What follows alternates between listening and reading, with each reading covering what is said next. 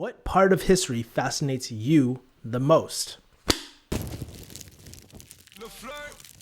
Hey, welcome back. It's Kevin, and welcome to my series, Freestyle Fire Journal. If you're new to this series, this is for people who struggle with journaling on time or staying consistent with it or hate journaling alone. And so if you're one of these people, you probably would benefit from this Freestyle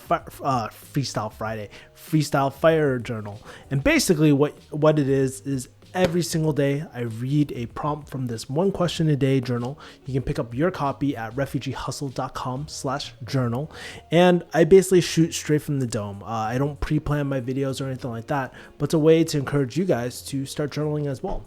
And if you can't pick up this copy, no worries. What you can do is join me in the comments below and just write 1 or 2 sentences with your answers. So far, a lot of you guys have been answering your questions, giving me your 2 cents. It's been really engaging. I've been doing my best to go in the comments and reply to every single person, hearting every single comment. So I really do read these, and I really want to encourage you guys to journal because trust me, it's very therapeutic. And even doing this series, it's been a great pleasure, even though not a fan of all these questions in here, but it keeps me consistent for sure. So let's kind of dive into it. And before we do, make sure, shameless plug, make sure to like, comment, subscribe to this video so you can stay tuned for the question of the day or the daily episodes of the Freestyle Fire Journal as well, so you can journal with me. Anyways, today is August 7th, and the question is, what period of history fascinates you the most? And if you guys don't know, I'm actually a huge history buff, or I used to watch a lot of History Channel back in the day. It's funny, in school, I never really liked history, but when I was in college, I really enjoyed things like the History Channel, especially when it would be late at night. I watch a lot of World War II documentaries and stuff like that, and it was just so interesting to see the periods of time that we all went through. So I'm fascinated about all sorts of history, particularly, yes, like US history, especially the more recent wars. World War II, especially because my grandfather, actually a lot of my father's side actually served in the wars as well. I guess against the Nazis and whatnot as well. So it's really, really interesting. Also, I really love the ancient like Chinese type of things and just really understanding my people, like thinking about how the Great Wall was built or how the Qin dynasty pretty much ruled with the iron fist, or concepts of filial piety as well, right?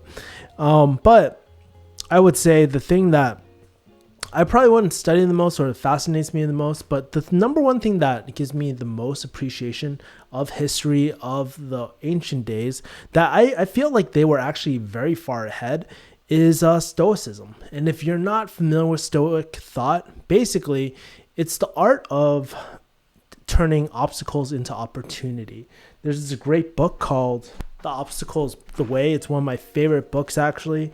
It's a very short read. It's about 200 pages-ish, and it basically talks about these people in life, people like Marcus Aurelius, a lot of these Greek and Roman thought that goes into kind of taking really shitty situations and making them into a positive. And not to say this thought only existed during that time, but you'll hear even presidents reading meditations of Marcus Aurelius, and there's a few other books too. For some reason, I can't think of them. And even Tim Ferriss talks about the Tao of Seneca. So Seneca was a really great Stoic thought leader as well. But it talks about the art of turning really shitty situations into a really great situation as well. And for me, it's been very interesting because it's been very helpful for me, because in life, we all go through some rough times. Like, for example, when my father passed and I lost my job, I was really at a low, and it's those times where you're really struggling to see the good in these situations, because not gonna lie, I was not in a good place.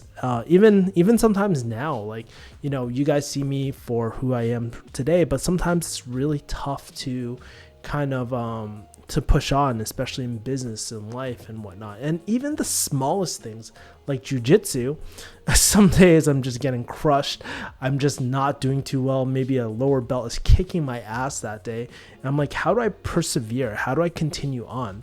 And it's really the Stoic thought that has been pushing me ahead of time. And it's almost like this refugee. That's why I like really the refugee hustle mindset and Stoic thought are one and the same, where it's like you're taking a shitty situation and it all starts with the mind, the change in perception. And even Ryan Holiday, he talks about the three key concepts of Stoicism, really: perception, action, and the will. So it's really great stuff. That is a period of history that I really love, and it kind of reminds me of what it's like being in the US right now, because I almost look at the US as something like the Roman Empire, right? We control a lot of the world.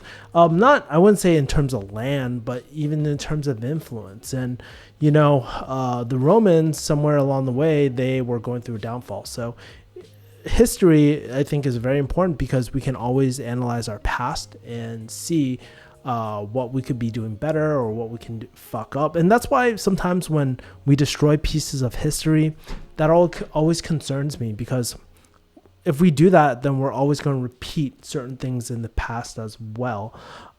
So that's pretty much my thought. I've been thinking a lot about Stoic thought and all that. Now, I want to throw the question back to you. What part of history do you like? What part of history are you fascinated with? Let me know in the comments below, and we'll talk later, all right? I'll talk to you guys tomorrow on the Freestyle Fire Journal. Take care. Peace.